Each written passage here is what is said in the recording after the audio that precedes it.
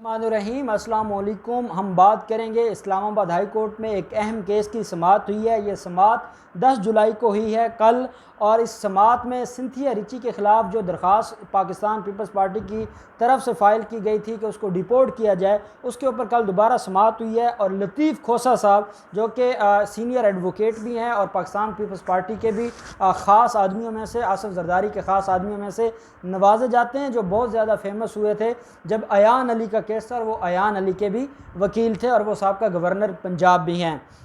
वो अदालत में पेश हुए हैं और कल की जो समाअत थी वो बड़ी दिलचस्प समाअत थी। और जैसे जुमलों का तबादला हुआ है, जैसे मुख्तलिफ बातें हुई हैं चीफ़ जस्टिस अतर मिनल्ला साहब के और लतीफ़ खोसा साहब के दरमियान, वो बड़ी इंटरेस्टिंग भी हैं और पाकिस्तान पीपल्स पार्टी के लिए बड़ी लम्हा फ़िक्रिया भी हैं और बड़ी उनके लिए एक ज़लालत का सबब भी हैं। अदालत में जब पेश हुए तो जॉइंट सेक्रेटरी दाखिला अदालत में पेश होते हैं और वो अदालत में रिपोर्ट लेकर आते हैं और अदालत को ये बताते हैं कि ये प्रोसीजर होता है। इस प्रोसीजर के तहत मार्च में इसका ख़त्म हो गया था, जो वीज़ा था मार्च में इसने दोबारा अप्लाई कर दिया था, अप्लीकेशन दे दी थी। और क्योंकि जो ऑफिसेज़ में काम नहीं हो रहा था due to corona virus issue, तो इसलिए जो अब आकर हम इसके दरख्वास्त को दोबारा सुनने लगे हैं। और जब कोई मामला, जब कोई अप्लाई कर देता है तो अप्लाई करने के बाद वो स्टे कर सकता है जब तक कि उसको डिपोर्ट करने का हुक्म न दिया जाए। और ये प्रेरोगेटिव होता है जो मिनिस्ट्री है दाखिला उसका, और वो कोई इसमें इलीगैलिटी नहीं है और कुछ ऐसा है नहीं कि जिसकी बुनियाद पर यह कहा जाए कि उनका अब मुल्क में रहना कोई गैर कानूनी है या वो कोई मुल्क के लिए कोई ख़तरा है या पाकिस्तान के लिए कोई ख़तरा है। और कहा गया कि वो काफ़ी अरसा से पाकिस्तान में है, पाकिस्तान के लिए काम कर रही हैं, यहाँ से वीडियोज़ और मुख्तलिफ वो ब्लॉग्स बनाती हैं और वो पूरी दुनिया में पाकिस्तान के अच्छे इमेज को, सॉफ्ट इमेज को पूरी दुनिया में प्रमोट करती हैं। और वो पाकिस्तान, अमेरिका में पाकिस्तान के एम्बेसडर के तौर पर काम करती हैं और उनका बड़ा पॉजिटिव किरदार है। और वो 8-10 सालों से पाकिस्तान में आती जाती हैं, रह रही हैं और वो यहाँ से काम कर रही हैं और कोई ऐसा इशू नहीं है।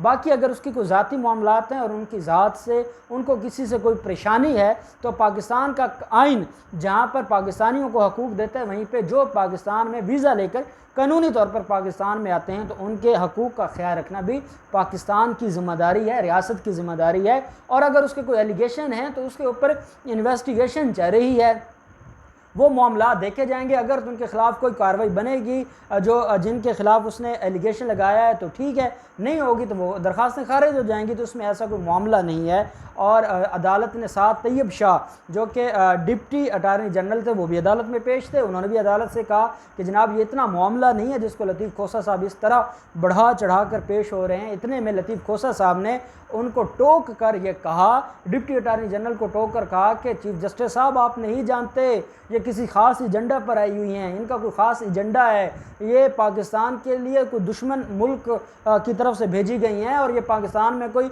दुश्मन को प्रमोट कर रही हैं, पाकिस्तान में दुश्मन की सरगर्मियों को प्रमोट कर रही हैं। जब ये बात की तो फिर चीफ़ जस्टिस साहब शुरू हो गए। चीफ़ साहब ने फरमाया कि लतीफ़ खोसा साहब आपकी हुकूमत इनको लेकर आई थी, मुल्क दुश्मन थी तो आपने मुल्क दुश्मन को वीज़े दे दिए थे, आपने मुल्क दुश्मन को अपने वज़ीर आज़म हाउस में वेलकम किया था, आपने मुल्क दुश्मन को वजारत दाखिला के ऑफिस में बिठाया था। तो ये तो आपको चाहिए था, अगर तो मुल्क दुश्मन थी तो जितनी वो गुनाहगार है फिर आप लोग भी गुनाहगार होते हैं। तो लतीफ़ खोसा साहब ने कहा नहीं जनाब, उस वक्त उसकी एक्टिविटीज़ ठीक थी, बाद में जब वो पाकिस्तान में रहने लग गई और कुछ टाइम ऐसा आया कि फिर उसका रिलेशन बन गया मुख्तलिफ जो इलीगल एक्टिविटीज़ करने वाले लोग हैं, जराइम पेशा लोग हैं उनके साथ, और अब सिर्फ़ और सिर्फ पाकिस्तान को बदनाम करने के लिए और पाकिस्तान की पॉलिटिकल क़यादत को बदनाम करने के लिए ये सारा कुछ खेल खेला जा रहा है। तो इसके ऊपर उन्होंने ये कहा, लतीफ़ खोसा साहब आप जिस तरीके का इल्ज़ाम लगा रहे हैं और जिस तरीके से दुश्मनों के साथ उनकी मिली भगत की बात कर रहे हैं, ये हाई कोर्ट है, कोई छोटी अदालत नहीं है जहाँ यहाँ जो बात की जाती है फिर उसको साबित भी किया जाता है। तो आप ऐसे मामले की तरफ ना जाएं जो आपके लिए मसाइल पैदा करे। सिंथिया रिची अदालत में मौजूद थी तो उन्होंने भी अदालत से गुजारिश की कि वो कुछ कहना चाहती हैं। अदालत ने कहा कि आपके वकला आए हुए हैं, वो बात करेंगे और आपको बात करने की ज़रूरत नहीं है और ये कोई ऐसा मामला नहीं है, क्योंकि ये मामला आप पिटिशनर का और वफाक का है, हुकूमत का है और उनके दरमियान मैटर है। आपकी जो दरख्वास्त है वो उनके पास पेंडिंग है, वो जैसे कैसे डिसाइड करेंगे वो उनके पास राइट है और उसके मुताबिक वो फैसला कर देंगे। तो लतीफ़ खोसा साहब ने कहा अदालत से कि जनाब ये मामला बड़ा गंभीर होता जा रहा है और ये कल इसको कोई और नुकसान पहुंचा दे और उस नुकसान की ज़िम्मेदार ये पाकिस्तान पीपल्स पार्टी को गर्दानेगी और पाकिस्तान पीपल्स पार्टी के ऊपर इल्ज़ाम आएगा, कोई थर्ड पर्सन इसका फ़ायदा उठा सकता है। इसलिए हम ये चाहते हैं कि इसको यहाँ से निकाल दिया जाए, इसको डिपोर्ट कर दिया जाए और इसका पाकिस्तान में रहना हर तरह से ख़तरा का सबब बनेगा। अदालत ने कहा कि ये तो फिर अल्लाह को पता है कि किसके साथ क्या होना है, और बाकी अगर आप लोग इनके साथ आपके दिल में इतनी सिंपथीज़ हैं तो आपकी तरफ से जो लोग इनको धमकियां दे रहे हैं आप उनको भी मना कर दें।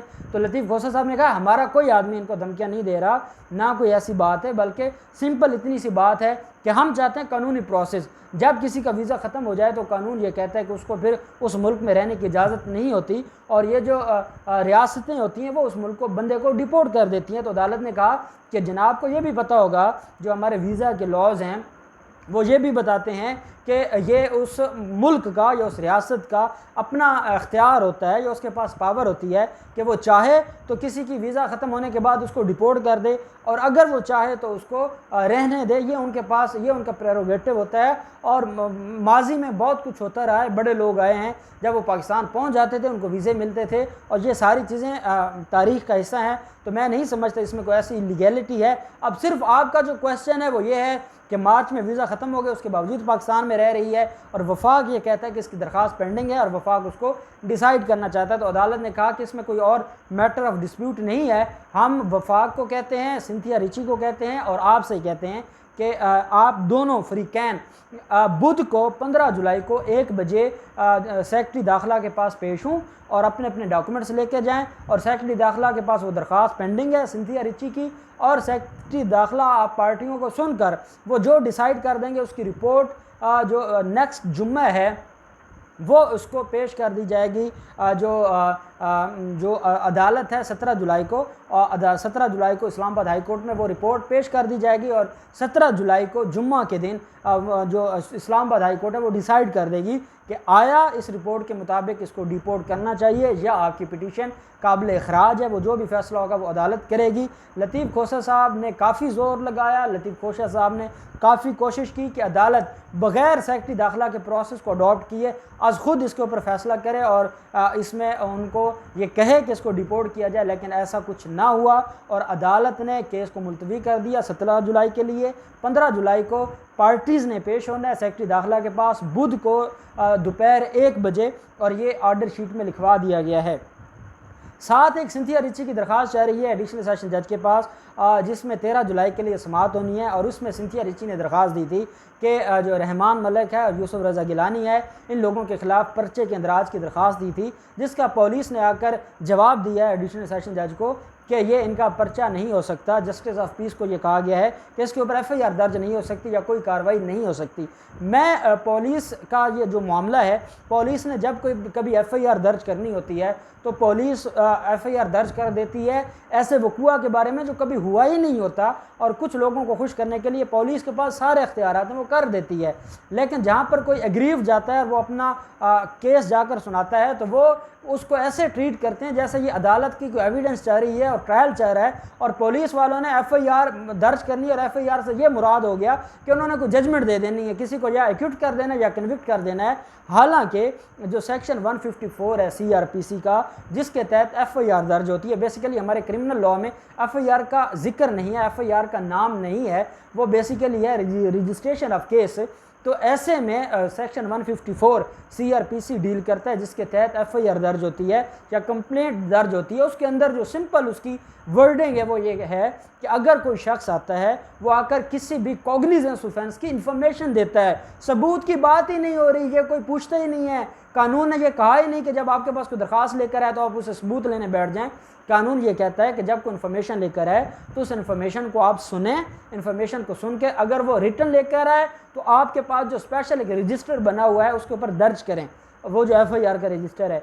और अगर वो रिटर्न नहीं लेके आया तो आप उसने जो ज़ुबानी आपको बताया आप उसको खुद तहरीर करें और उसके ऊपर उसके सिग्नेचर और थंब लगवा कर जो उसको आप दर्ज करें अपने रजिस्टर के पास। और इसमें क्रिमिनल लॉ में जो जनरल क्रिमिनल लॉ इसमें ये ज़रूरी नहीं है कि जो अग्रीव्ड है वो ही आए, एक थर्ड पर्सन है वो देखता है कहीं पर लड़ाई हो रही है तो वो जाके पुलिस को इन्फॉर्मेशन दे सकता है, वो मुद्दई बन सकता है।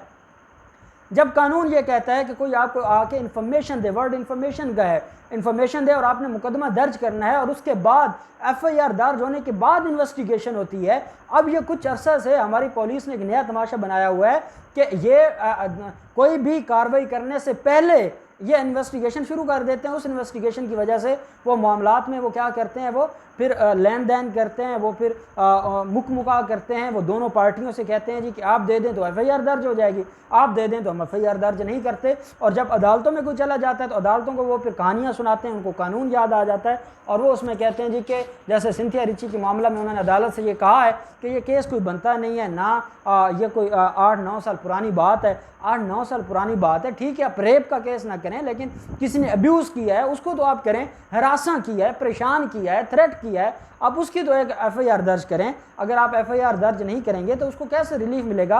आप एफआईआर दर्ज करें, आप इन्वेस्टिगेशन करें, उस इन्वेस्टिगेशन में आपके पास स्कोप आ जाता है, काफ़ी स्कोप होता है। आप दोनों पार्टियों को सुनें, दोनों पार्टियों का रिकॉर्ड तलब करें, आप उन इदारों से रिकॉर्ड तलब करें जो आपको तस्वीर दी जा रही हैं कि ये कब रहमान मलिक के साथ ये मिली थी, उस वक्त ये कहाँ पर थे, रहमान मलिक के साथ इसका क्या तल्लुक था।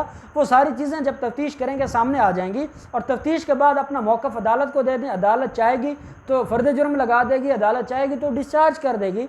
लेकिन आपने जब एफआईआर ही दर्ज नहीं करनी और पहले कह देना है, आपने पहले फैसले ही सुना देना है कि जी ये तो झूठी है, इसमें तो कोई बात नहीं है, तो कानून पुलिस को इस बात की इजाज़त नहीं देता।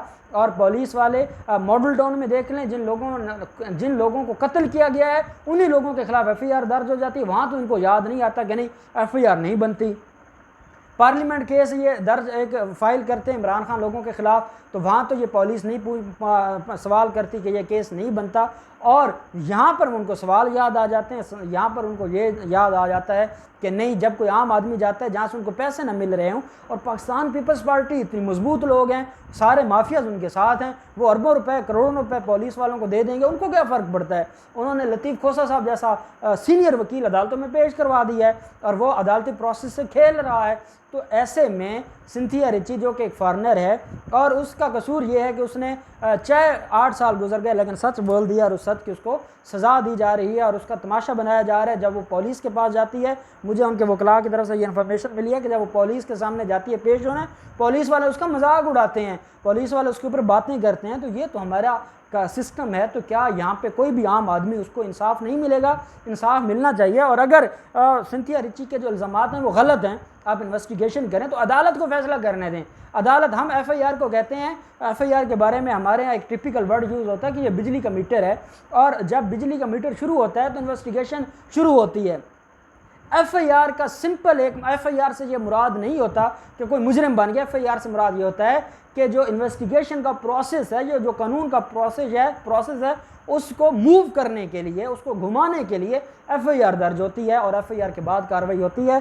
और अगर बंदा गुनाहगार हो तो उसको छोड़ दिया जाता है, और बेगुनाह हो तो जो गुनाहगार हो तो उसको सज़ा दी जाती है, और बेगुनाह हो तो उसको डिस्चार्ज कर दिया जाता है। लेकिन यहाँ पे उल्टा निज़ाम है, और क्योंकि ये निज़ाम सिर्फ पैसे के हिसाब से चेंज होता रहता है, पैसे वाला चला जाता है, उससे कोई पूछता नहीं है, दूसरी पार्टी को कोई नोटिस नहीं भेजता, और एफआईआर की कॉपी चली जाती है और पुलिस वाले शाम को जाते हैं और जाकर गिरफ्तार करते हैं। अगर वो खुद मौजूद ना हो, उसके माँ बाप को उठा के ले आते हैं और कहते हैं कि जब तक आप गिरफ्तार नहीं होंगे आपके माँ बाप जेल में रहेंगे, और पूरे घर के सामान उठाकर ये फेंक देते हैं। इतने जालिम लोग हैं। और जब कोई गरीब जाता है तो गरीब को ये कानून समझाने लग जाते हैं कि कानून ये है कि पहले हम देखेंगे कोई कार्रवाई बनती है तो ठीक है, नहीं बनती तो नहीं बनती, क्योंकि पैसा नहीं दिया गया तो वो कार्रवाई नहीं बनती और उस केस में जान ही नहीं है, और वो दरख्वास्त दाखिल दफ्तर कर दी जाती है। और ये हमारे कानून का निज़ाम है। अब देखते हैं कि बुध को ये पार्टीज पेश होकर क्या वहाँ पर मौक़िफ़ देती हैं, सेक्रेटरी दाखिला क्या डिसाइड करते हैं, क्या रिपोर्ट 17 जुलाई को अदालत में पेश करते हैं। जो भी डेवलपमेंट होगी हम आपके साथ शेयर करते रहेंगे। बहुत शुक्रिया। अल्लाह हाफ़िज़। पाकिस्तान जिंदाबाद।